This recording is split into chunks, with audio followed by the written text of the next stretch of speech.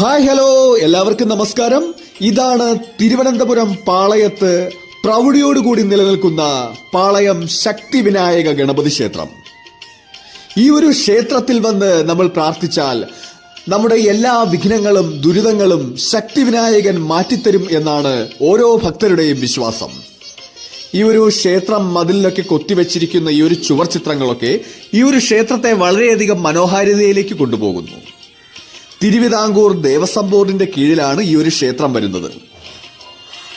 അതുപോലെ തന്നെ 60 അടി ഉയരമുള്ള ഏറ്റവും വലിയ വിനായക ശില്പമുള്ള ഓംകാര രൂപമുള്ള കാണിക്ക മണ്ഡപമുള്ള ഈ ഒരു അലങ്കാര ഗോപുരം ഇവിടെ വഴിപാടായി സമർപ്പിച്ചത് ഉദയ സമുദ്ര ഗ്രൂപ്പ് കുടുംബാംഗങ്ങളാണ്.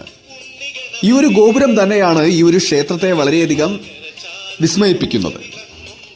അതുപോലെ തന്നെ ഈ ഒരു ക്ഷേത്രത്തിന്റെ ഈ ഒരു അലങ്കാര ഗോപുരത്തിന്റെ ആ ഒരു രാത്രികാല കാഴ്ച എന്ന് പറയുന്നത് കാണേണ്ട കാഴ്ച തന്നെയാണ്.